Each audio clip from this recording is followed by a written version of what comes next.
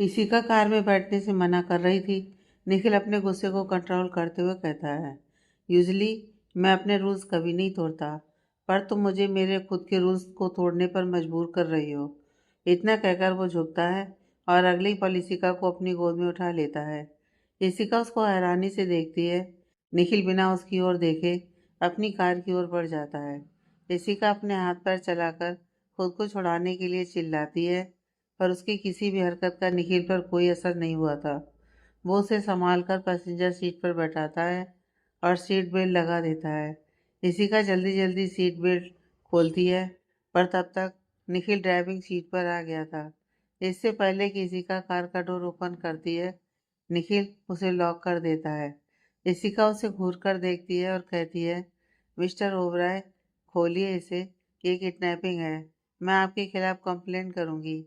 इतनी आसानी से मैं आपको छोड़ूंगी नहीं। निखिल उसकी बातों से बहुत ज़्यादा फ्रस्ट्रेट हो चुका था।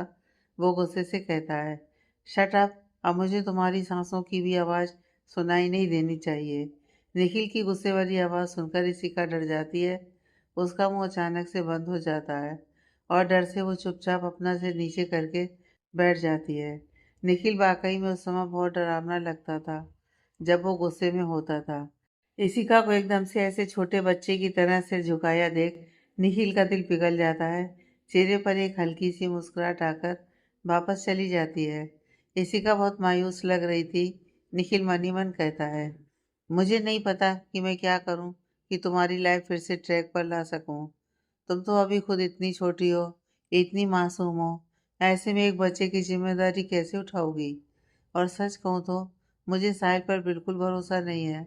वो इतना गैर जिम्मेदार है कि खुद को नहीं संभाल सकता। तुम्हें और इस बच्चे को क्या संभालेगा? आई हो कि शादी के बाद वो तुम्हें कोई तकलीफ ना दे, क्योंकि अगर ऐसा हुआ तो मैं मजबूर हो जाऊंगा वो करने के लिए जो करने से मैंने अपने आप को पिछले 3 सालों से रोक रखा है। इशिका बहुत देर से चुप थी। उसे ऐसे चुप देखकर निखिल कहता है, दैट्स परफेक्ट। अब तुम पूरे रास्ते ऐसे ही चुपचाप एक प्यारे से बच्चे की जैसी शांत बैठोगी जब तक कि मैं तुम्हें तुम्हारे घर नहीं छोड़ देता। इतना कहकर वो कार स्टार्ट कर देता है, पर बीच बीच में उसकी नज़रें बार बार इशिका की ओर चली जाती हैं। थोड़ी देर बाद उसे महसूस होता है कि कुछ तो गलत है। उसे हल्की हल्की सिसकियां सुनाई दे रही थी। वो इशिका की ओर मुड़कर देखता है। वो रो रही थी। निखिल कार रोक देता है और अपनी सीट बेल्ट खोलकर इशिका की ओर घूमता है। कार को रुकता महसूस करने के बाद भी इशिका ने निखिल की ओर नहीं देखती है। निखिल अपना हाथ आगे बढ़ाकर इशिका के कंधे पर रखता है। इशिका उसके हाथ झटकते हुए कहती है, डोंट टच मी। मुझे आपसे बात नहीं करनी, बल्कि मुझे किसी से भी बात नहीं करनी। सब बुरे हैं, कोई अच्छा नहीं है, कोई मुझसे बात नहीं करना चाहता। यहाँ तक कि मेरे डैड भी मुझसे बात नहीं करते और मेरी बहन भी। उसे मुझे ऐसी हालत में देखकर खुशी होती है। निखिल की मुट्ठियां बन जाती हैं, जैसे वो अपने इमोशंस को बहुत मुश्किल से कंट्रोल कर रहा हो। इशिका का छोटा सा चेहरा एकदम लाल हो गया था। वो फूट फूट कर रो रही थी। निखिल खुद को रोक नहीं पाता है और उसे अपने पास खींचकर अपने सीने से लगा लेता है। इशिका खुद को छुड़ाने के लिए स्ट्रगल करती है। छोड़िए मुझे, किसी को मेरी परवाह नहीं है। तो आप क्यों कर रहे हैं? मुझे अकेला छोड़ दीजिए, मुझे किसी की ज़रूरत नहीं है। पर निखिल की बाहें उस पर कसकर बंधी हुई थी, इतना कि वो हिल भी नहीं पा रही थी। थोड़ी देर कोशिश करने के बाद इशिका हार कर शांत हो जाती है और उसके सीने पर अपना सिर रखकर रोते हुए कहती है, मुझे तो समझ में नहीं आ रहा कि मैं यहाँ क्या कर रही हूँ। आई थिंक मुझे यहाँ से चले जाना चाहिए, कहीं बहुत दूर, सबसे दूर, जहाँ कोई मुझे ऐसी गंदी नज़रों से ना देखे। बेटर यही होगा कि मैं यहाँ से चली जाऊँ। मैं किसी और सिटी चली जाऊँगी। नहीं नहीं, सिटी नहीं, मैं किसी और कंट्री चली जाऊँगी। इशिका खुद से ही कुछ भी बड़बड़ाई जा रही थी। उसके देश छोड़कर जाने की बात सुनकर निखिल की धड़कनें मानो रुक सी जाती हैं और वो घबराते हुए कहता है, नहीं, सोचना भी मत। उसकी तेज आवाज़ सुनकर इशिका होश में आती है और जल्दी से निखिल से अलग होती है। निखिल खुद को संभालते हुए कहता है, मेरा मतलब है, तुम ऐसा क्यों बोल रही हो? तुम्हारी और साहिल की शादी होने वाली है ना, अगले वीक? साहिल का नाम सुनकर इशिका को गुस्सा आ जाता है और वो अपना चेहरा खिड़की से बाहर करते हुए कहती है, मुझे उसके बारे में कोई बात नहीं करनी। आप प्लीज़ मुझे मेरे घर छोड़ दीजिए। निखिल थोड़ी देर उसके चेहरे को देखता है और फिर कार स्टार्ट कर देता है। इशिका कुछ देर तक शांत रहती है। बीच में एक दो बार वो अपनी पलकें उठाकर निखिल को देखती है। न जाने उसके मन में क्या आता है और वो निखिल की ओर देखते हुए कहती है, क्या अभी मेरी बातों का विश्वास करेंगे? अगर मैं ये कहूँ कि मैं सच बोल रही हूँ और इस बच्चे का फादर साहिल ही है। निखिल को अपने सीने में एक चुभन सी महसूस होती है, इसलिए कुछ समय के लिए वो चुप ही रह जाता है। इशिका उसकी चुप्पी का मतलब कुछ और ही समझ लेती है। उसके चेहरे पर एक सूखी मुस्कुराहट आ जाती है। मैं बिना कैसी बेवकूफ़ों वाली बात पूछ रही हूँ? आखिर वो आपका भाई है। ऑफ कोर्स आप उसका ही विश्वास करेंगे। यू नो व्हाट, उसने मेरे कैरेक्टर पर उंगली उठाई और ये मानने से इनकार कर दिया कि यह बच्चा उसका है। निखिल एकदम से शौक रह जाता है। What what are you talking about? Rishika कहती है, आई नो। जब उसे मेरी बात पर विश्वास नहीं है तो आप मेरी बात पर विश्वास क्यों करेंगे? निखिल तुरंत कहता है, आई ट्रस्ट यू। मुझे पता है तुम कैसी लड़की हो और तुम्हें मुझे कुछ भी एक्सप्लेन करने की ज़रूरत नहीं है। मैं ये भी जानता हूँ कि तुम कभी झूठ नहीं बोलती। इशिका निखिल की आंखों में देखने लगती है। उसकी आंखों में आंसू आ गए थे। उसे नहीं पता था कि ऐसा क्यों था, पर उसके दिल को एक अजीब सा सुकून मिला था उसकी इस बात से। तभी निखिल की आवाज़ उसके कानों में पड़ती है, एक मिनट, तुमने अभी अभी क्या कहा? साहिल ने तुमसे? हाउ डियर ही, वो ऐसा कैसे कह सकता है? इशिका कहती है, क्यों? मुझे लगा आप मुझसे बेहतर जानते हैं कि वो ऐसा कर सकता है और ये उसके लिए कोई बड़ी बात नहीं है। मैं भी उसके लिए उन खिलौनों में से एक थी जिसका इस्तेमाल वो आज तक अलग अलग लड़कियों के साथ खेलने के लिए करता था। निखिल के हाथ स्टीयरिंग व्हील पर कस जाते हैं। उसका गुस्सा उसके खुद से कंट्रोल से बाहर हो रहा था और उसे कुछ भी करके अपने गुस्से को कंट्रोल करना था, क्योंकि उसकी बगल वाली सीट पर जो लड़की बैठी हुई थी उसकी सेफ्टी उसके लिए सबसे ज़्यादा इम्पोर्टेंट थी और वो गुस्से में आकर अपना ध्यान ड्राइविंग से डाइवर्ट नहीं कर सकता था। मीडियम स्पीड से ही कार ड्राइव करते हुए वो इशिका के घर के बाहर आकर कार रोकता है। दोनों कार से नीचे उतरते हैं। निखिल इशिका के पास आकर रुकता है। इशिका अपना चेहरा ऊपर करके निखिल को देखती है। निखिल एक और कदम बढ़ाकर उसके और ज़्यादा नज़दीक आ जाता है। इशिका के दिल की धड़कनें तेज हो गई थी। तभी उसे अपने चेहरे पर निखिल का हाथ फील होता है। निखिल अपनी लंबी उंगलियों से उसके आंसू पोंछता है और बहुत प्यार से उसकी आंखों में देखते हुए कहता है, अब तुम्हें उस इडियट के लिए रोने की कोई ज़रूरत नहीं है। मुझे तुम्हारी आंखों में एक भी आंसू नहीं चाहिए और मैं ये ऐसे ही नहीं बोल रहा हूँ। I really mean it.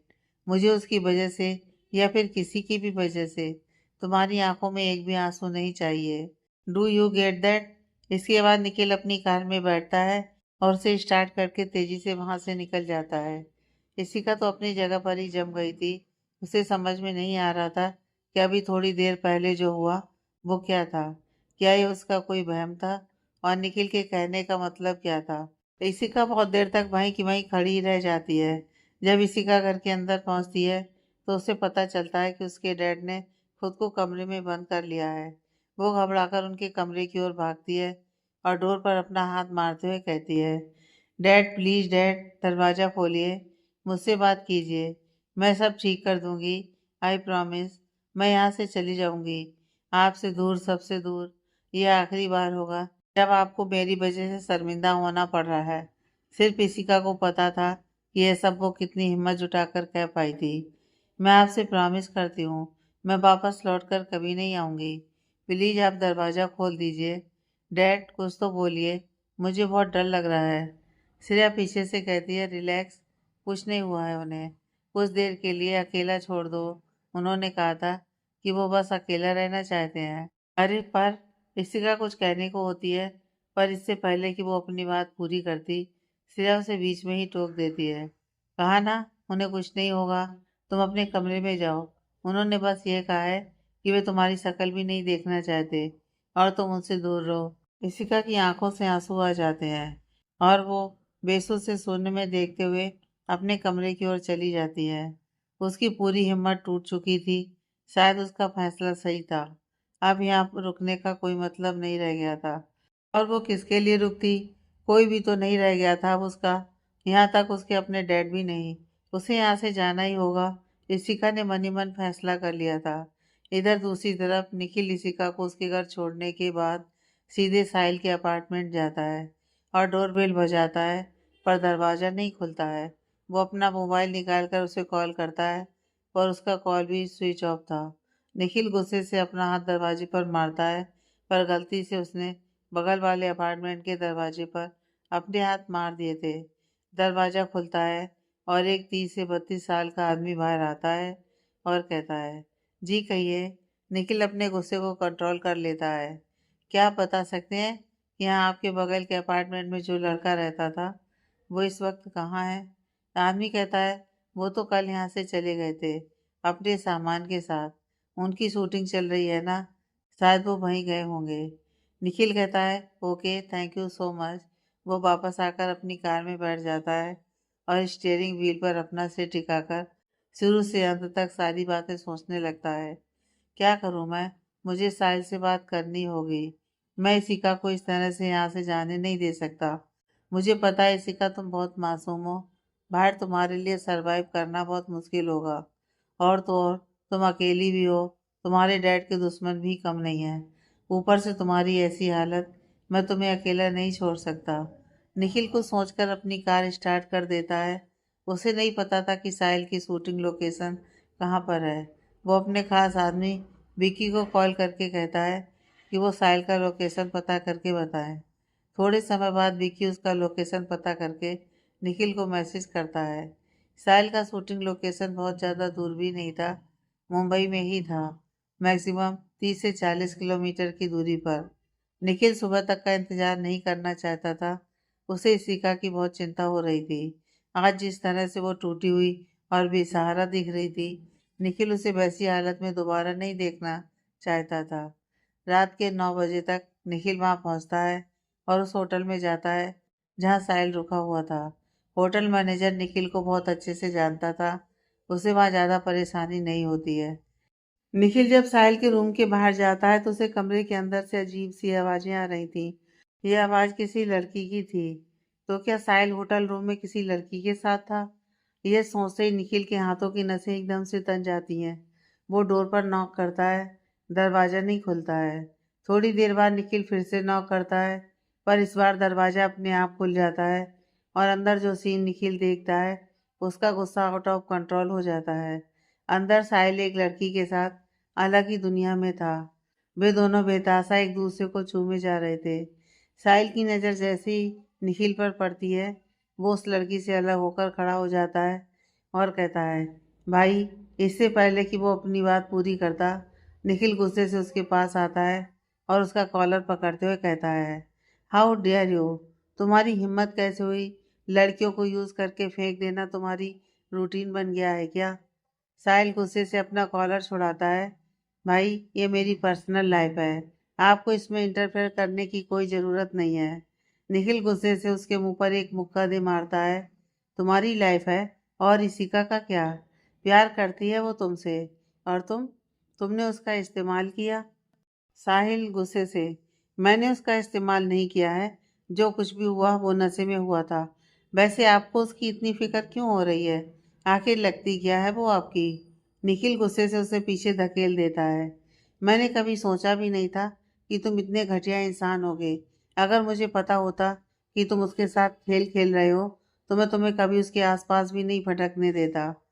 गलती हो गई मुझसे, जो मैंने यह सोच लिया कि तुम दोनों एक दूसरे से प्यार करते हो। प्यार तो बस वो तुमसे करती थी, तुमने तो बस उसका इस्तेमाल किया। साहिल कहता है, तो आपसे ये किसने कह दिया कि वो मुझसे प्यार करती है? इतने भी भोले बनने की ज़रूरत नहीं है आपको।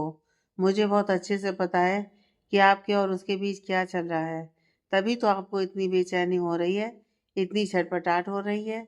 अपना चेहरा देखिए, ऐसा लगता है कि किसी ने आपकी जान से प्यारी चीज को चोट पहुंचाई हो। निखिल गुस्से से, स्टॉप इट। अभी के अभी अपना मुंह बंद कर लो। कहीं ऐसा ना हो कि जिंदगी में आज पहली बार मैं कोई गलत काम कर बैठूं। साहिल हंसते हुए बिस्तर पर बैठ जाता है। दूसरी ओर वो लड़की जो उस कमरे में साहिल के साथ थी, वो डरकर धीरे से कमरे से बाहर निकल जाती है। साहिल कहता है, क्यों, सच्चाई बुरी लगी? अब तक तो मुझे सिर्फ शक था, पर अब यकीन हो गया है कि जरूर ये बच्चा आपका ही होगा। निखिल गुस्से से साहिल की ओर बढ़ता है, पर साहिल अपना हाथ आगे करके गुस्से से कहता है, बस रुक जाइए, अब मुझ पर हाथ उठाने की हिम्मत भी मत कीजिएगा। माना कि मैं आपको भाई कहता हूँ, पर इसका मतलब ये नहीं कि आप सच में मेरे भाई बन जाएंगे। ये मत भूलिए कि आप मेरे सौतेले भाई हैं। मेरी लाइफ में मैं क्या करता हूँ, क्यों करता हूँ, ये मेरी मर्जी है। निखिल थोड़ी देर तक चुप रह जाता है, फिर एक गहरी सांस लेते हुए कहता है, ठीक है, तुम्हारी लाइफ है, तुम्हें जो करना है करो, मैं उसमें इंटरफेयर नहीं करूँगा। पर एक बात याद रखना, आज के बाद इशिका की लाइफ में इंटरफेयर करने की हिम्मत भी मत करना। दोबारा कभी उसके आसपास भी अगर तुम मुझे दिखाई दिए तो मैं ये बात भूल जाऊँगा कि मेरा तुमसे कोई रिश्ता भी है, और हो सकता है कि मैं तुम्हारी जान अपने हाथों से ले लूँ। साहिल बेशर्मों के जैसे हंसते हुए, क्या बात है, हाँ, इतनी आग लगी हुई है आपके दिल में। अच्छा ये बताइए, आपने मुझे बताया क्यों नहीं कि आप इशिका को पसंद करते हैं? उफ, मेरा मतलब है प्यार करते हैं। निखिल के चेहरे के भाव बदल जाते हैं। क्या हुआ मिस्टर निखिल ओबराय, आपके चेहरे का रंग क्यों उड़ा हुआ है? कहीं मैंने आपकी चोरी तो नहीं पकड़ ली? थोड़ी देर दोनों के बीच खामोशी पसरी रही। फिर साहिल अपने दोनों हाथ अपने चेस्ट से बांधते हुए कहता है, वैसे तो मेरा अभी मूड नहीं था आपको सच्चाई बताने का, पर फिर भी चलिए, एक झटका और देते हैं आपको। और यकीन मानिए, ये झटका आप बर्दाश्त नहीं कर पाएंगे, इसलिए बोल रहा हूँ। पहले ही अपने दिल पर हाथ रख लीजिए, क्या पता आपको हार्ट अटैक आ जाए। निखिल गुस्से से, अपनी बकवास बंद करो और सीधे सीधे बताओ, आखिर तुम कहना क्या चाहते हो? साहिल हंसते हुए कहता है, अरे रिलैक्स ब्रो, मुझे नहीं पता था कि आपको सच्चाई जानने की इतनी जल्दी है। चलिए बता ही देते हैं। डैड को हमेशा लगता है कि आप मुझसे बेहतर हो। यू नो व्हाट, मुझे पहले ही पता चल गया था कि आप इशिका से प्यार करते हैं। निखिल की आंखें शौक से बड़ी हो जाती हैं। साहिल गुस्से से, हर चीज़ मुझसे बेहतर आपको मिलती है। हमेशा डैड सबके सामने आपकी तारीफ करती है और मुझे नीचा दिखाते हैं। साहिल की बातें सुनकर निखिल की मुट्ठियां बन गई थी। उसका पूरा शरीर गुस्से से कांप रहा था और आंखें लाल हो गई थी। साहिल कहता है, अरे अभी से आपका ये हाल है, सोचिए तब क्या होगा जब आपको ये पता चलेगा कि आपको तकलीफ पहुंचाने के लिए मैंने इशिका का इस्तेमाल किया है। यू नो व्हाट, इशिका पहले मेरी बहुत अच्छी दोस्त थी। मैंने उससे सच्ची दोस्ती की थी। मैं उसका बहुत ख्याल भी रखता था और जेन्युइन ख्याल रखता था। पर फिर मुझे एक दिन पता चला कि मेरे भाई, अरे नहीं नहीं, मेरे प्यारे भाई इशिका के बारे में जानकारी इकट्ठा करवा रहे हैं। छुप छुप कर उसको देखते हैं। जो निखिल ओबराय ओबराय मेंशन जाना कई महीनों में एक बार करता था, वही निखिल अब हर वीकेंड पर घर आ जाता है, क्योंकि उसे बहुत अच्छे से पता था कि उस दिन इशिका वहाँ आती है। निखिल के चेहरे का रंग उड़ा हुआ था, उसके माथे पर दर्द की रेखा उभर आई थी, और साहिल बेशर्मों की तरह हंसते हुए उसे अपनी घटिया स्टोरी बता रहा था। पहले तो मुझे बहुत गुस्सा आया कि पहले आपकी वजह से मेरी माँ मुझे छोड़कर चली गई, फिर आपने मेरे डैडी को भी मुझसे छीन लिया। सारा प्यार सिर्फ आपको मिला और मुझे क्या मिला? मैंने सोच लिया था कि आपको इसका बदला चुकाना पड़ेगा और आपको ऐसा छोड़ दूंगा कि आप पूरी जिंदगी तड़पते रह जाएंगे। और उसके लिए मुझे सबसे बढ़िया मोहरा इसी का लगी, और आपको तकलीफ देने के लिए मुझे उसे तकलीफ देनी पड़ी, वरना मेरी उससे कोई दुश्मनी नहीं थी। निखिल का गुस्सा आउट ऑफ कंट्रोल हो जाता है। वो रूम के टेबल उठाकर दूसरी ओर फेंक देता है और गुस्से से साहिल को मारते हुए कहता है, you bastard, I will kill you, how dare you. तुम्हें मुझसे प्रॉब्लम थी, मुझसे बात करते, जो करना है मेरे साथ करते, इसमें उसकी क्या गलती थी? तुमने सिर्फ मुझे तकलीफ देने के लिए उसकी ज़िंदगी बर्बाद कर दी और ख़ुद को उसका दोस्त कहते हो। ये कहते हो कि तुम उसका ख्याल रखते थे। तुम जैसा सेल्फिश इंसान सिर्फ लोगों को इस्तेमाल कर सकता है। साहिल भी अपने बचाव में निखिल को मारना शुरू कर देता है, पर वो निखिल के सामने कुछ भी नहीं था। निखिल उसका गला पकड़ लेता है। साहिल अपना गला छुड़ाने की कोशिश करते हुए कहता है, शिखा की तकलीफ का जिम्मेदार आप हो, मैं नहीं। सब आपकी वजह से हुआ है। देखा जाए तो वो तो सिर्फ एक मोहरा बनकर रह गई, तकलीफ तो मुझे आपको देनी थी।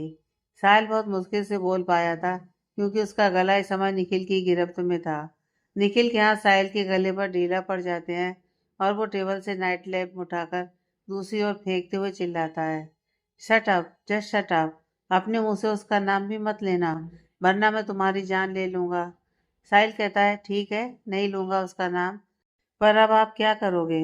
मैंने आपकी इशिका को, ओह सॉरी, आपकी जान से प्यारी, आपके प्यार को यूज़ करके फेंक दिया। उसे तो यही लगता है कि जो कुछ भी हुआ वो नशे में हुआ। सच्चाई मैं आपको बताता हूँ। मुझे पता था कि वो मुझे लाइक करती है। इशिका मेरे साथ उस दिन बाहर नहीं जाना चाहती थी, पर मैंने उसे इमोशनली ब्लैकमेल किया। और आपको तो पता है कि वह कितनी बेवकूफ़ है। बेचारी मेरी बातों में आ गई, क्योंकि मैं तो उसके लिए उसका वही सो कॉल्ड बेस्ट फ्रेंड था, जो उसका बहुत ख्याल रखता था। मेरी बात मानकर वो उस दिन पार्टी में गई। पार्टी में मैंने उसे ड्रिंक पीने के लिए दिया। उसने ड्रिंक पीने से मना कर दिया। मैंने बस उसे थोड़ा सा फोर्स किया और उससे कहा कि इससे बिल्कुल भी नशा नहीं होता है, और उस बेचारी ने मेरी बात मान ली। निखिल अपनी आंख भींच कर बंद कर लेता है। उसकी आंखों से आंसू आ जाते हैं। आई श्योर भाई, मैंने नहीं सोचा था कि मैं उसके साथ इतना कुछ करूँगा, पर क्या करूँ? आपको तो पता है ना वो कितनी खूबसूरत है। आखिर ऐसे ही नहीं ना, आपके जैसा रपटप इंसान उसके प्यार में पड़ गया। फिर मैं उसे कमरे में ले, इससे पहले कि साहिल अपनी बात पूरी करता, निखिल चिल्लाते उसका गला पकड़ लेता है। तू इंसान नहीं, हैवान है, और हैवानों को जीने का कोई अधिकार नहीं है। निखिल उसे पकड़कर दूसरी ओर फेंक देता है और एक के बाद एक उस पर लात घूंसों की बरसात करने लगता है। वो उसे ऐसे मार रहा था जैसे जान से ही मार देगा। तभी दरवाजे से 7-8 गार्ड्स अंदर आते हैं और उन दोनों को अलग करते हैं। दरअसल इन गार्ड्स को वो लड़की लेकर आई थी जो कुछ समय पहले साहिल के साथ थी। वो उसकी कोएक्टर मोना थी। वो भी एक रिच फैमिली से थी और उसने अपने गार्ड्स को कॉल करके बुला लिया था। निखिल का गुस्सा इतना ज़्यादा था कि गार्ड्स भी उसे पकड़ने से डर रहे थे। साहिल के माथे से और होंठ के पास से खून आ गया था। वो गुस्से से निखिल के पास जाता है और 2-4 घूंसे उसके पेट में मारता है। गार्ड्स निखिल को पकड़े हुए थे। इसके बाद साहिल 2 कदम पीछे हट जाता है और बड़ी बेशर्मी से हंसते हुए कहता है, ले जाओ इसे, मैं इसकी शक्ल भी नहीं देखना चाहता। निखिल गुस्से से गार्ड्स को झटक कर खुद को अलग करता है और फिर एकदम साहिल की ओर बढ़ता है। ना चाहते हुए भी साहिल को डर महसूस होता है, क्योंकि निखिल की आंखें एकदम लाल हो गई थी। निखिल कहता है, यह आखिरी बार था जब तूने उसे हर्ट किया है। आज के बाद जितना हो सके इशिका से दूर रहना। तुम्हें उसे जितनी तकलीफ देनी थी तुमने दे दी, पर अब तुम्हारी वजह से उसकी आंखों में एक भी आंसू आए या मुझे कभी पता चला कि तुमने उससे मिलने की कोशिश भी की, तो तुम सिर्फ ओबराय फैमिली से ही नहीं, इस देश से बाहर होगे। और मेरी बातों को हल्के में मत लेना, क्योंकि मैं जिसके लिए बुरा हूँ, सच में उसके लिए बहुत बुरा हूँ। बहुत साल पहले तुम्हारी माँ ने भी मेरे डैड को अपने आशिक के मर्डर में फंसाने की कोशिश की थी, और अब तक सलाखों के पीछे हैं। कहीं ऐसा ना हो कि मुझे तुम्हारे साथ भी वही करना पड़े जो मैंने तुम्हारी फ्रॉड मम के साथ किया था। जिससे मैं प्यार करता हूँ उसके लिए मैं अपनी जान भी दे सकता हूँ, और ज़रूरत पड़ने पर दूसरों की जान ले भी सकता हूँ। तुम्हारा एक गलत कदम तुम्हें नरक तक पहुँचा सकता है। निखिल वहाँ से जाने को होता है, पर वो अपने कदम रोक लेता है और फिर साहिल की ओर मुड़ते हुए कहता है, और हाँ, एक बात तुमने बिल्कुल सही कही, सही पहचाना तुमने। मैं इशिका से बहुत प्यार करता हूँ। मेरी लाइफ में सिर्फ 2 लोग मैटर करते हैं, पहला डैड और दूसरा इशिका। इशिका की खुशी के लिए ही मैंने उसे अब तक खुद से दूर रखा था, पर अब मुझे पता है कि खुद से उसे दूर रखकर मैंने बहुत बड़ी गलती कर दी। बट यू डोंट वरी, मैं अपनी गलतियाँ कभी नहीं दोहराता। इतना कहकर निखिल वहाँ से बाहर चला जाता है। निखिल होटल के बाहर आकर अपनी कार में बैठ जाता है और फिर ड्राइव करते हुए अपनी कार एक बार के पास आकर रोकता है। उसके दिल में आग लगी हुई थी। जिस लड़की से वो सबसे ज़्यादा प्यार करता था, उसकी बर्बादी की, उसकी हर तकलीफ की वजह वो था। उसकी वजह से ही साहिल ने उसके साथ ये सब किया था। निखिल इस समय जिस आग में झुलस रहा था, वो उसके बर्दाश्त से बाहर था। उस आग को बुझाने के लिए उसे ड्रिंक करने के अलावा और कोई रास्ता नजर नहीं आया था। वो अंदर आता है और बार काउंटर के पास जाकर एक चेयर पर बैठ जाता है। उसकी आंखों के आंसू अब तक सूख चुके थे। अगर कोई उसे ऐसी हालत में देखता तो उसे विश्वास ही नहीं होता कि यह निखिल ओबराय है, जो कि हमेशा से इमोशनल लेस था। आज एक टूटा हुआ इंसान नजर आ रहा था। वो एक के बाद एक ड्रिंक करता जा रहा था। इसी क्लब के दूसरे फ्लोर पर एक लड़का, जिसकी उम्र 28-29 साल की होगी, वो निखिल की उम्र का लग रहा था। कुछ लोगों के साथ मीटिंग में बिजी था। करीब आधे घंटे बाद उसकी मीटिंग खत्म हुई और वो अपने क्लाइंट्स को सियाप करके वहां से जाने के लिए जैसे ही बाहर आता है, सेकंड फ्लोर से ही उसकी नज़र बार काउंटर पर बैठे निखिल पर पड़ती है। वो लड़का उसे वहां देखकर शौक रह जाता है। उसके मुंह से बस इतना ही निकलता है, निखिल, और वह शौक से उसे देखता ही रह जाता है। निखिल, और यहाँ, क्या वो यहाँ आया हुआ है? बहुत अजीब बात है, उसने मुझे बताया ही नहीं। लड़का खुद से ही बात किए जा रहा था। तभी उस लड़के का ध्यान इस बात पर जाता है कि निखिल लगातार ड्रिंक किए जा रहा था। उस लड़के के माथे पर सिकन आ जाती है। निखिल और ड्रिंक, पर वो तो कभी ड्रिंक नहीं करता। मैंने उसे पहले कभी ड्रिंक करते हुए नहीं देखा। वो लड़का अपने ख्यालों से बाहर आता है तो देखता है कि निखिल के आसपास काफी लोग खड़े थे और वे सभी उसे ही घूर रहे थे।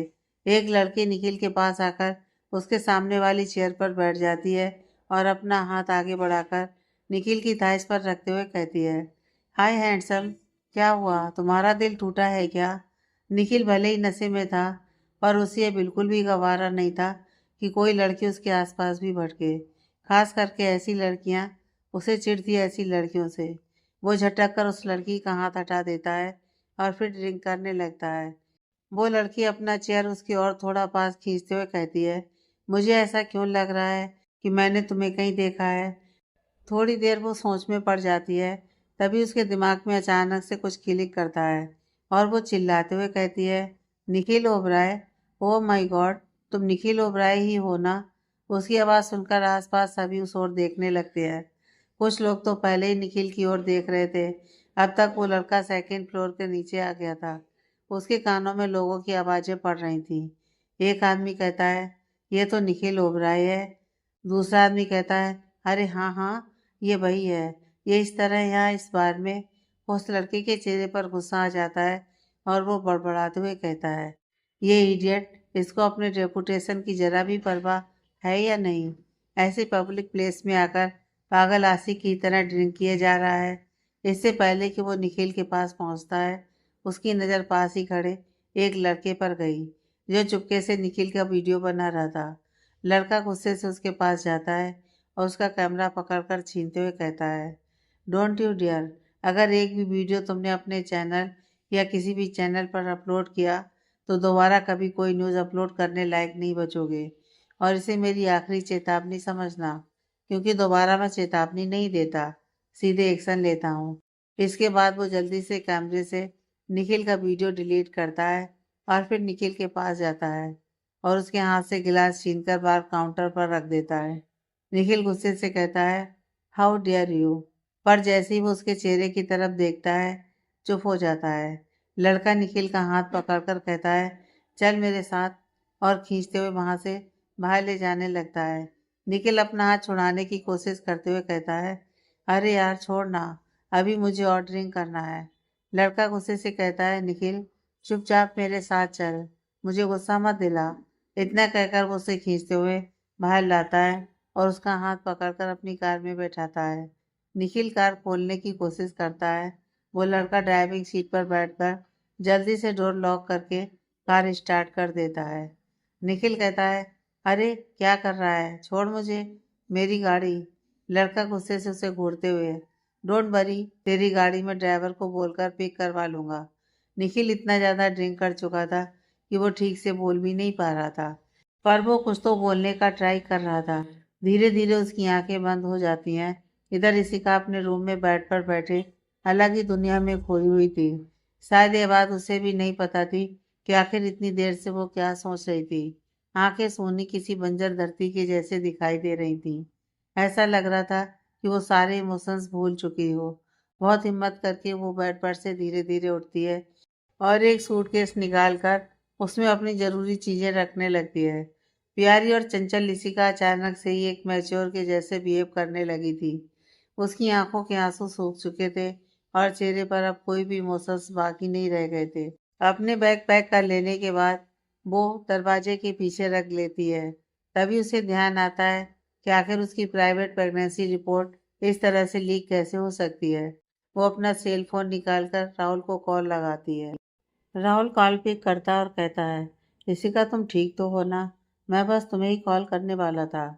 क्या तुमने न्यूज़पेपर पढ़ा? मैंने बिल्कुल अभी अभी पढ़ा है। क्या है ये सब? क्या ये सच है? ऋषिका एक गहरी सांस लेती है और धीरे से कहती है, हाँ। थोड़ी देर दोनों के बीच एक अजीब सी खामोशी पसरी रहती है। ऋषिका कहती है, राहुल मुझे तुम्हारी हेल्प चाहिए। मुझे पता करना है कि आखिर मेरी प्राइवेट रिपोर्ट लीक कैसे हुई। कौन है जो मुझे स्टॉक कर रहा है? राहुल थोड़ी देर की खामोशी के बाद कहता है, ओके मैं पता लगाता हूँ। तुम प्लीज अपना ख्याल रखना। तुम्हें पता है ना, मैं तुम्हारे साथ हमेशा हूँ। जब भी जरूरत पड़े एक बार मुझे जरूर याद करना। थोड़ी देर तक फोन पर कोई आवाज नहीं आती और फिर अचानक से राहुल कहता है, इशिका आई लव यू। इशिका के चेहरे पर एक हल्की सी स्माइल आती है, पर यह सिर्फ कुछ सेकंड के लिए थी। उसके चेहरे का भाव फिर से वैसा ही हो गया था जैसा थोड़ी देर पहले था। No emotions. I know Rahul, मुझे पता है कि तुम हमेशा मेरे साथ हो, सिचुएशन चाहे जैसी भी क्यों ना हो। That's why you are my best friend and I love you too. दूसरी ओर उस अजनबी लड़के की कार एक बड़ी सी हवेली के सामने आकर रुकती है और वो निखिल को सहारा देते हुए हवेली के अंदर ले जाता है। अब तक रात के 10 बज चुके थे। वो लड़का निखिल को अंदर लाता है। एक लड़की जिसकी उम्र 26 से 27 साल की थी, वो सीढ़ियों से नीचे आ रही थी। उसकी नज़र उन दोनों पर पड़ती है। वो जल्दी से तेज कदमों से उनकी ओर आती है। अब तक उसने निखिल का चेहरा नहीं देखा था। लड़का कहता है, शालिनी मेरी हेल्प करो इसे ऊपर ले जाने में। इससे पहले कि शालिनी कुछ भी कहती, उसकी नज़र निखिल के चेहरे पर जाती है और वो घबराते हुए कहती है, निखिल भैया, ये इस समय यहाँ, और वो भी इस हालत में, क्या हुआ है इन्हें? लड़का कहता है, वो सब मैं तुम्हें बाद में बताऊंगा, पहले मेरी हेल्प करो, इसने बहुत ज़्यादा ड्रिंक कर रखी है। शालिनी जल्दी से हाँ में से रिलाती है और उसकी मदद करती है। दोनों से ऊपर एक कमरे में ले जाते हैं। शालिनी कहती है, अमित क्या तुम मुझे बताओगे कि आखिर ये सब हो क्या रहा है? निखिल भाई तो कभी ड्रिंक नहीं करते ना, तो फिर आज? अमित परेशान होते हुए, मुझे नहीं पता यार, मैं भी तो कब से यही सोच रहा हूँ कि आखिर किस बात ने इन्हें इतना ज़्यादा ड्रिंक करने के लिए मजबूर कर दिया। निखिल बड़े से किंग साइज बेड पर बेजान लेटा हुआ था। उसके चेहरे पर आज एक अलग ही मासूमियत थी। यह हर दिन के निखिल से बिल्कुल अलग था। कमरे की दीवारों पर कुछ निखिल की तस्वीरें थीं और कुछ इशिका की भी। दरअसल ये कमरा निखिल का ही था। वो यहाँ ज़्यादा तो नहीं आता था, पर जब भी आता था हमेशा उसी कमरे में रहता था। यह कमरा उसके मामा ने खास तौर पर उसके लिए बनवाया था जब वो सिर्फ 5 साल का था। वो कमरा बहुत बड़ा था। अमित निखिल के मामा का लड़का था और शालिनी उसकी वाइफ थी। उसके मामा के 2 लड़के थे। अमित उनका बड़ा बेटा था और शुभ अमित का छोटा भाई था, जो इस समय न्यूयॉर्क में था। एक बच्चे के कमरे से आज वो कमरा बदल चुका था। पहले के जैसे खेल खिलौने नहीं थे, पर कुछ चीजें अब भी पुरानी थी। जैसे कि टेबल पर रखी उसकी माँ के साथ उसकी पुरानी फोटो, जिसमें वह बहुत छोटा था, और कबर्ड के ऊपर मॉम से लिखा हुआ आई लव यू मॉम। ये सारी चीजें निखिल की जिंदगी की सबसे अनमोल चीजें थीं।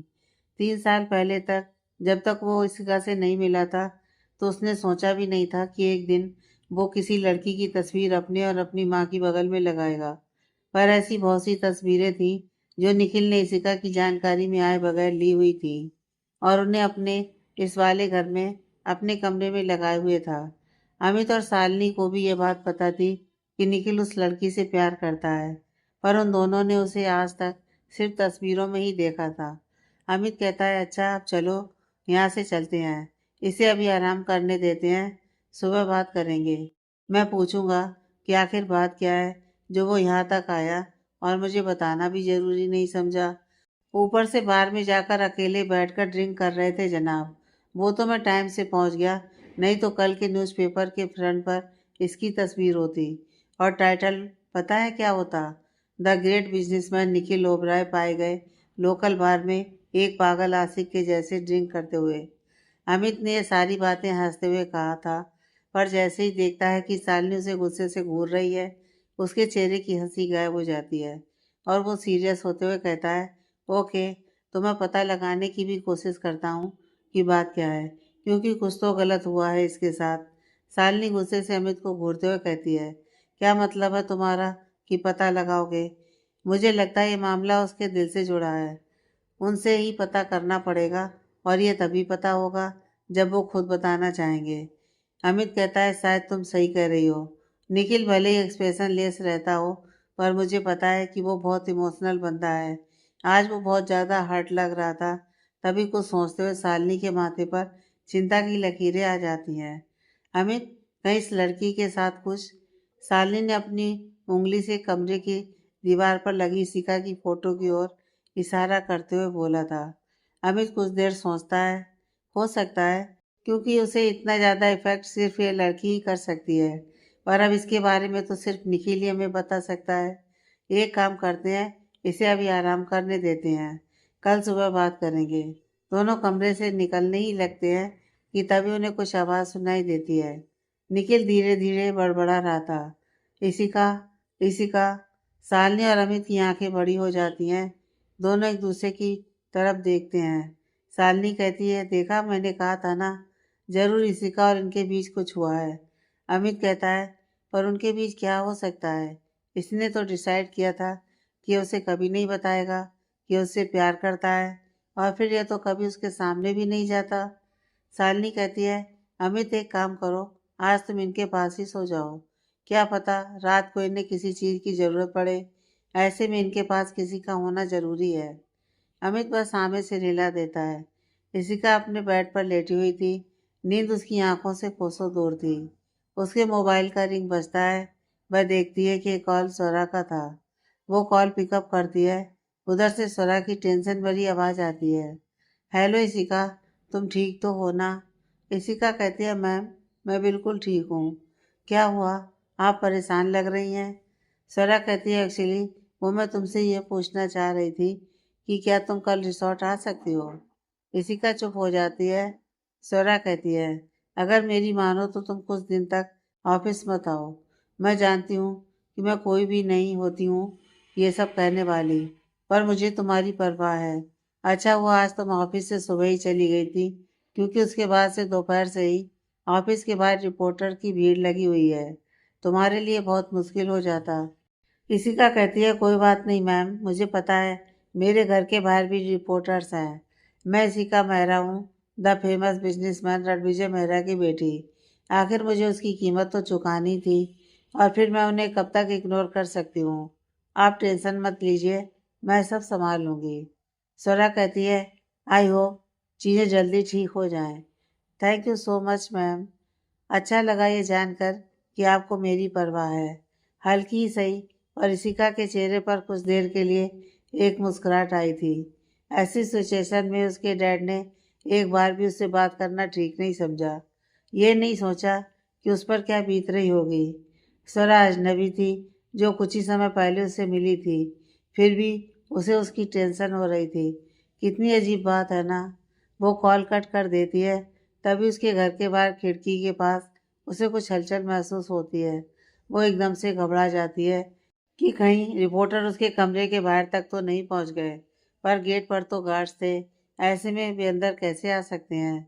वो धीरे धीरे खिड़की की ओर बढ़ती है तो देखती है कि खिड़की पर राहुल खड़ा था। राहुल उसे किनारे करते हुए कमरे के अंदर आता है।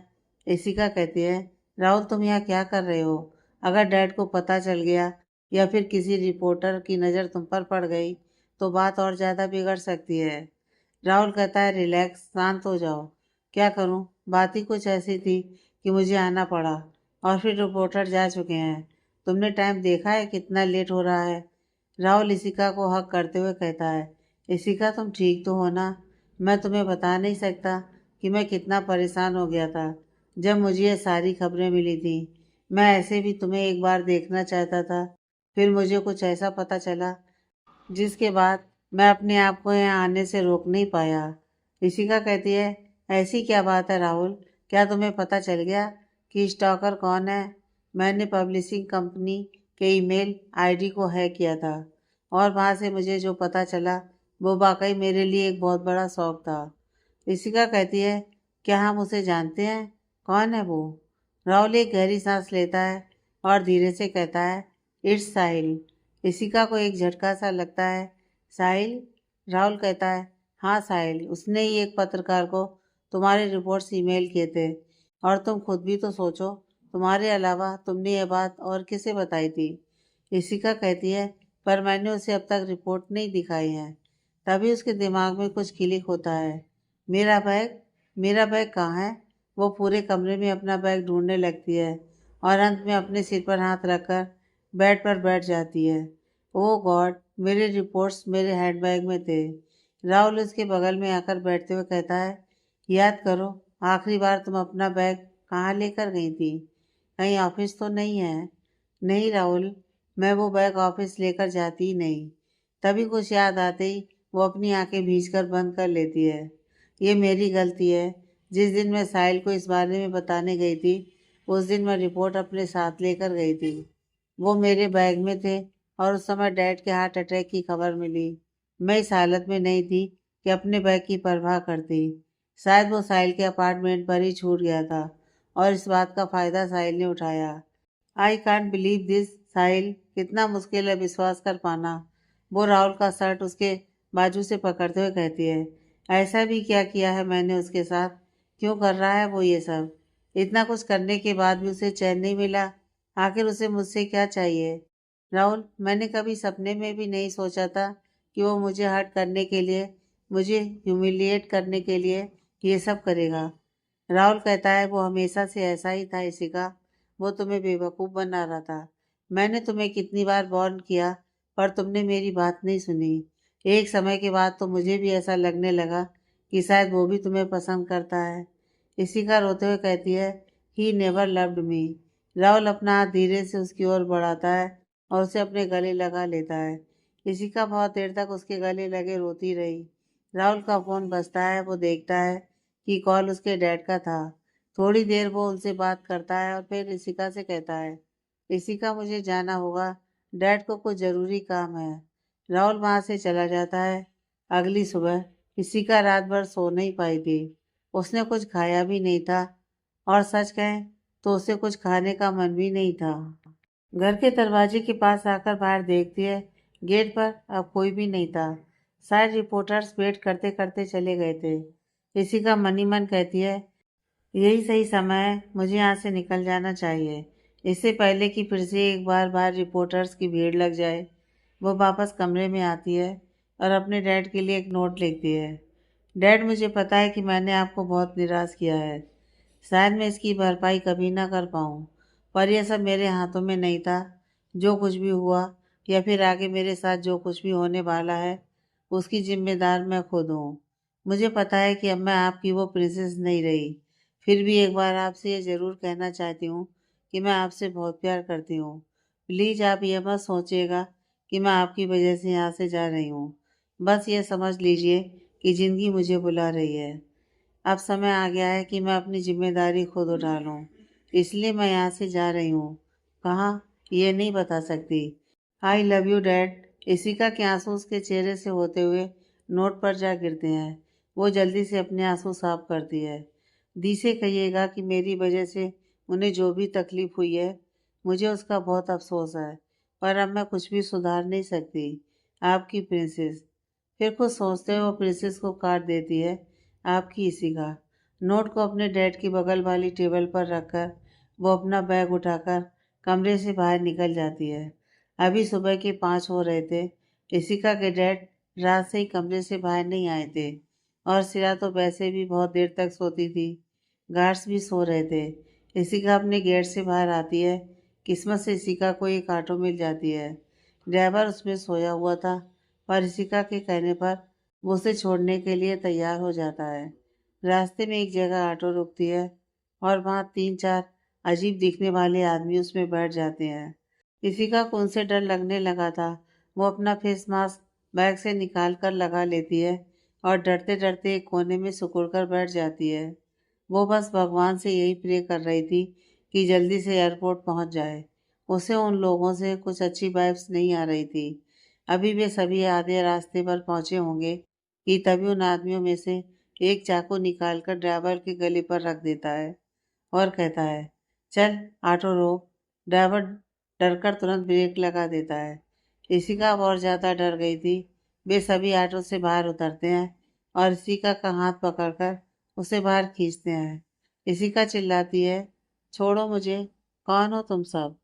क्या चाहिए तुम्हें मुझसे? उनमें से एक आदमी कहता है, अपना मुंह बंद कर और जितना हम कह रहे हैं चुपचाप उतना करती जा, वरना वरना यह चाकू सीधा तेरे पेट के अंदर होगा। इशिका डरते हुए अपने पेट पर हाथ रख लेती है। नहीं नहीं, प्लीज प्लीज मुझे जाने दो। मैंने क्या बिगाड़ा है तुम्हारा? देखो मैं प्रेग्नेंट हूँ। तुम लोग एक बच्चे की जान को खतरे में कैसे डाल सकते हो? प्लीज मुझे जाने दो। एक आदमी हंसते हुए कहता है, हाँ हाँ, अपनी बकवास बंद कर और चुपचाप हम जैसा बोल रहे हैं वैसा कर। इतना कहकर उसे खींचकर वहां से ले जाने लगता है। इशिका चिल्लाने लगती है, प्लीज मुझे छोड़ दो। कौन हो तुम लोग? तुम्हें मुझसे क्या चाहिए? प्लीज हेल्प, कोई बचाओ मुझे। तभी उन आदमियों में से एक आदमी उसे एक थप्पड़ खींचकर मारता है। इशिका गिरते गिरते बचती है। उसके छोटे से चेहरे पर उंगलियों के निशान छप गए थे। पर इतना तेज था कि इशिका की आंखें बंद सी हो गई थी। वो कैसे भी करके खुद को संभालती है। वे सभी फिर उसे खींचकर अपने साथ ले जाने लगते हैं।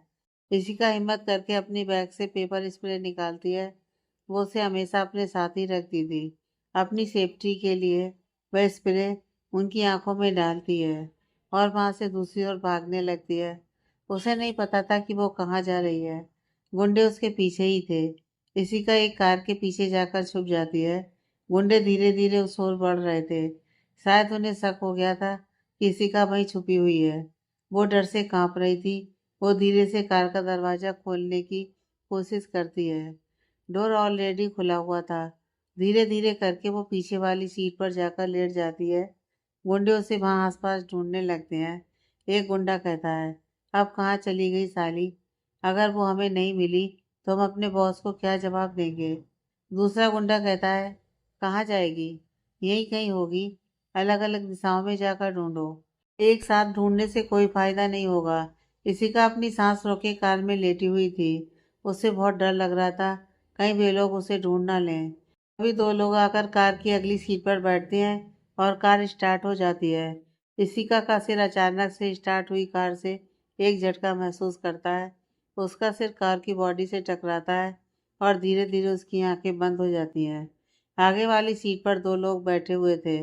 ड्राइवर सीट पर शायद ड्राइवर था। उसने व्हाइट कलर की यूनिफॉर्म पहन रखी थी और ड्राइवर की टोपी लगाए हुए था। उसकी बगल वाली सीट पर एक 20 से 21 साल का लड़का बैठा हुआ था। लड़का कहता है, और श्यामलाल, कैसे हाल हैं आपके? और भैया भाभी कैसे हैं? कहीं आपने उन्हें बताया तो नहीं कि मैं वापस आ रहा हूँ? ड्राइवर कहता है, अरे नहीं छोटे मालिक, आपने जैसा कहा था मैंने बिल्कुल वैसा ही किया। मैंने उनसे कुछ भी नहीं बताया। वैसे भी आपने तो कल रात में ही हमें बताया था कि आप आ रहे हैं। वे लोग तो अभी सोकर उठे भी नहीं थे। आपके कहे अनुसार हम अपनी कार गेट से बाहर ही खड़ा किए रहे ताकि उनमें से किसी को भी पता न चले कि हम कार लेकर बाहर आ रहे हैं। लड़के के चेहरे पर एक बड़ी सी मुस्कुराहट आ जाती है और वो कहता है, बहुत सही किया आपने। अब देखिए मैं कैसे उन्हें सरप्राइज करता हूँ। वो लड़का अभी बोल ही रहा था कि तभी उसकी नज़र कार के मिरर पर जाती है जिसमें पीछे सीट पर लेटी हुई इशिका दिखाई देती है। वह एकदम से चिल्लाता है, व्हाट द हेल! कार रोकिए! श्यामलाल उसके ऐसे चिल्लाने से कार रोक देता है और घबराते हुए, क्या हुआ छोटे मालिक? कोई परेशानी है क्या? लड़का जल्दी से कार का डोर ओपन करके पीछे वाली सीट पर जाता है। ये कौन है? जब मैं कार में बैठा था तब तो यहाँ कोई भी नहीं था। फिर ये लड़की इसमें कहाँ से आ गई? श्यामलाल डरते डरते कहता है, पता नहीं मालिक, हमें कैसे पता होगा कि ये कार में कैसे आई? लड़का इशिका के पास जाकर उसके हाथ को पकड़कर उसकी नब्ज चेक करता है और फिर उसकी नोज के पास अपनी उंगली ले जाकर उसकी सांस महसूस करने की कोशिश करता है और फिर श्यामलाल की ओर देखते हुए कहता है, ये तो जिंदा है।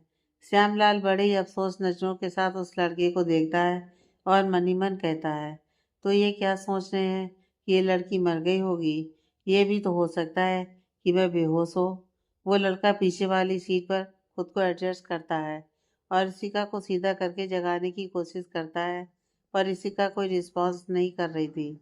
लड़का कहता है, यह तो उठ ही नहीं रही, बिना बताए हमारी कार के अंदर सो रही है। ऊपर से ऐसे कौन सोता है यार, कुंभकर्ण कहीं की। फिर वह उसके चेहरे को देखते हुए कहता है, 1 मिनट, इसके चेहरे पर तो उंगलियों के निशान है, जैसे किसी ने इसे मारा हो। श्यामलाल बिल्कुल चुप था। लड़का इरिटेट होते हुए कहता है, अब आप कुछ बोलेंगे? रहने दीजिए, आप एक काम कीजिए, हमें घर ले चलिए। पर मालिक ये लड़की। श्यामलाल कुछ कहने को होता है। लड़का श्यामलाल को घूरते हुए, मैंने कहा ना घर चलिए। श्यामलाल के पास जी मालिक कहने के सिवाय और कोई रास्ता नहीं था। वो कार स्टार्ट कर देता है। सुबह के 7:30 हो रहे थे। निखिल की आंखें खुलती हैं। उसका सिर बहुत भारी था। वो अपना सिर पकड़कर बेड पर बैठ जाता है। उसकी आंखें बंद थीं। ओह सिट, आगे मेरे सिर में इतना दर्द क्यों हो रहा है? धीरे धीरे वो अपनी आंखें खोलता है। उसकी नज़र ठीक अपने सामने लगे इशिका की तस्वीर पर पड़ती है और एक झटके से वह अपनी आंखें बड़ी करके चारों ओर देखने लगता है। मैं यहाँ कैसे आया? उसे कल रात की सारी बातें याद आती हैं। तभी कमरे में अमित आता है। उसे जगा हुआ देख अमित उसके पास आते हुए कहता है, उठ गए जनाब? नींद अच्छे से आई या नहीं? निखिल उसे अजीब नज़रों से देखता है। इससे पहले कि अमित कुछ कहता, निखिल कहता है, मैं यहाँ कैसे आया? क्या तूने मुझे यहाँ लाया है? अमित उसकी बात का जवाब नहीं देता है और कबर्ड खोलकर उसमें से कुछ कपड़े निकालकर निखिल के ऊपर फेंकता है। जल्दी से फ्रेश होकर नीचे आ जा, फिर बातें करते हैं। और वो निखिल की कोई भी बात सुने बगैर तुरंत कमरे से बाहर भी चला जाता है। निखिल झुंझलाते हुए, ओह गॉड, आखिर ये लड़का कब सुधरेगा? इसकी आदत हो गई है मेरी बातों को इग्नोर करने की। तभी उसकी मोबाइल की रिंग बजती है। स्क्रीन पर रणविजय नाम फ्लैश हो रहा था। निखिल आश्चर्य से अपने मोबाइल की ओर देखता है। रणविजय उसे कॉल क्यों कर रहे थे? वो जल्दी से कॉल उठाता है। रणविजय से बात करते हुए उसके चेहरे के रंग पल पल बदल रहे थे। दूसरी ओर उस लड़के की कार रुकती है और श्यामलाल कहता है, छोटे मालिक, हम पहुंच गए। वो लड़का जल्दी से कार का दरवाजा खोलता है और इशिका को संभालते हुए कार से बाहर निकलता है। इशिका की आंखें अभी भी बंद थीं। लड़का श्यामलाल से चेतावनी भरे लहजे में कहता है, और ध्यान रहे गलती से भी किसी को ये नहीं पता चलना चाहिए कि इस घर में मेरे साथ कोई लड़की भी आई है। श्यामलाल कहता है, पर छोटे मालिक, आपको नहीं लगता कि इन्हें अस्पताल ले जाना चाहिए? लड़का श्यामलाल को घूरता है, मैं जितना बोल रहा हूँ उतना कीजिए और फिर देखिए ना, ये कितनी क्यूट है, इतने चैन से सो रही है। आप क्यों चाहते हैं कि इसकी नींद खराब हो जाए? श्यामलाल उस लड़के की ओर एक बार फिर बेचारगी से देखने लगता है। लड़का इशिका को संभालते हुए वहां से चला जाता है। वो उसके हाथ को अपने गले में डालकर सहारा देकर धीरे धीरे दरवाजे की ओर बढ़ रहा था। श्यामलाल उसे पीछे से देख रहा था। हे भगवान, आखिर किस मिट्टी के बने हैं छोटे मालिक? इन्हें समझ में भी आ रहा है कि ये क्या कर रहे हैं? एक लड़की इनकी कार में मिली और ये उसे लेकर अपने घर आ गए, वो भी सिर्फ इसलिए क्योंकि वो इन्हें क्यूट लग रही थी। अगर बड़े मालिक को ये सब पता चला तो जिस स्पीड से ये न्यूयॉर्क से यहाँ आए हैं उससे दोगुना स्पीड से वापस भेज दिए जाएंगे। फिर वो ऊपर देखते हुए कहता है, हे भगवान, इन्हें बड़े मालिक के गुस्से से बचाइएगा। लड़का इशिका को लेकर घर के दरवाजे पर पहुंचता है। वो धीरे से अंदर चारों ओर झांक कर देखता है। जब वो संतुष्ट हो जाता है कि आसपास हाल में कोई भी नहीं है तो वो धीरे धीरे इशिका को लेकर अंदर आता है। तभी उसके कान में एक आवाज़ आती है। शालिनी डाइनिंग टेबल पर खाना लगा रही थी। उसकी नज़र जैसे ही अंदर आते हुए लड़की पर पड़ती है, वो सरप्राइज होते हुए कहती है, सो? लड़की के पैर अपनी जगह पर ही जम जाते हैं। शालिनी जल्दी से उसके सामने आती है और कहती है, सो आप यहाँ, आप न्यूयॉर्क से वापस कब आए? शालिनी ने अभी तक इशिका को नहीं देखा था। अमित वहीं सोफे पर बैठे होने के कारण सबको दिखाई नहीं दिया था। शालिनी की तेज आवाज सुनकर अमित भी अपनी जगह से खड़ा होकर आता है और जब उसकी नज़र सुप पर पड़ती है तो वो भी हैरान हो जाता है। सुप अगलाते हुए कहता है, वो भाभी, मैं आप लोगों को सरप्राइज देना चाहता था, इसलिए मैंने आप लोगों को नहीं बताया कि मैं वापस आ रहा हूँ। अमित कहता है, क्या तरीका है ये? एक तो तुम बिना बताए यहाँ आ गए और ऊपर से तुम चुपचाप धीरे से अपने कमरे की ओर बढ़ रहे थे। आखिर तुम्हें सरप्राइज देने के लिए कहा किसने था? शुभ की डर से हालत खराब हो गई थी। ये डर इसलिए नहीं था कि उसके वापस आने पर उसके भैया भाभी उससे नाराज होंगे, बल्कि इसलिए था कि अगर उन्हें पता चला कि उसने किसी लड़की को अपने साथ लाया है, तब तो उसकी खैर नहीं। उसे फिर से न्यूयॉर्क भेज दिया जाएगा, और वो इस बार सोचकर आया था कि वो वापस नहीं जाएगा। ऋषिका का चेहरा नीचे की ओर झुका हुआ था। अमित और शालिनी का ध्यान उस पर जाता है। वे दोनों एक बार फिर शौक रह जाते हैं। अमित गुस्से से कहता है, शुभ, ये क्या बदतमीजी है? तुमने ये सब करना कब से सीख लिया? कौन है ये लड़की, और तुम इसे लेकर हमारे घर क्यों आए हो? शुभ अकलाते हुए कहता है, भाई वो मैं, वो ये लड़की। तभी उसके कानों में एक आवाज़ पड़ती है, इसी का। सब लोग उस ओर देखते हैं। सीढ़ियों पर निखिल खड़ा था और वो शौक में लग रहा था। अमित, शालिनी और शुभ उसकी नज़रों का पीछा करते हैं। उसकी नज़रें उस लड़की पर टिकी हुई थीं जिसे शुभ ने पकड़ रखा था। निखिल लगभग भागते हुए सीढ़ियों से नीचे आता है। भले ही इसिका का चेहरा नीचे की ओर झुका हुआ था, पर ऐसा कैसे हो सकता था कि निखिल इसिका को ना पहचाने? वो हजारों की भीड़ में भी बस उसके एहसास मात्र से उसे पहचान सकता था। निखिल शुभ से इसिका को अपने पास खींचते हुए कहता है, इसिका, इसिका। पर इसिका तो बेहोश थी। निखिल कहता है, क्या हुआ है इसे? ये कुछ बोल क्यों नहीं रही है? शुभ निखिल का हाथ इसिका की बाजू पर से हटाता है और फिर उसे अपनी तरफ खींचते हुए कहता है, अरे निखिल भाई, आप यहाँ क्या कर रहे हैं? और ये मेरी क्यूटी है, इसे मैं लेकर आया हूँ। और वो इसलिए नहीं बोल रही है क्योंकि वो सो रही है। आप उसे जगाइए मत। निखिल गुस्से में फिर से इसिका को अपनी ओर खींचता है और कहता है, अपनी बकवास बंद करो। तुम पागल हो क्या? ये तुम्हें सोते हुए दिख रही है? इस तरह से तो कोई कुंभकर्ण भी जाग जाएगा। इडियट, वो बेहोश है। निखिल इसिका को अपनी गोद में उठाकर सीधे अपने कमरे में ले जाता है। सुबह उसे जाते हुए घूर रहा था, वो भी उसके पीछे पीछे ही जाता है। अमित और शालिनी जी तब से शौक में खड़े थे, वो भी जल्दी से उसके पीछे जाते हैं। निखिल इसिका को अपने कमरे में लाकर बेड पर लिटा देता है और उसे अच्छे से कंबल से कवर करते हुए अमित से कहता है, अमित, डॉक्टर को कॉल करो और उन्हें जल्द से जल्द यहाँ आने के लिए बोलो।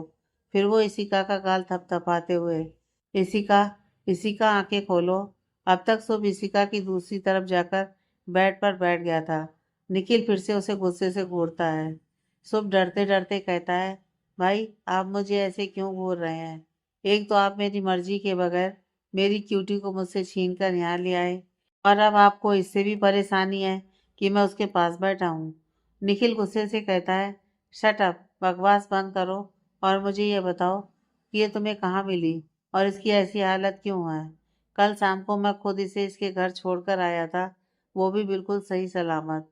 तो फिर आज सुबह इसकी ऐसी हालत कैसे हो गई? सुबह गुस्से से कहता है, अरे आप मुझ पर क्यों भड़क रहे हैं? मुझे क्या पता? ये तो मेरी कार की पीछे वाली सीट पर लेटी हुई थी। मैंने सोचा ये सो रही है, इसलिए मैंने उसे डिस्टर्ब नहीं किया। निखिल सिर्फ अपना सिर हिलाकर रह जाता है। कैसे बेवकूफ़ से पाला पड़ा था उसका। शुभ कहता है, भाई आप मेरी क्यूटी को कैसे जानते हो?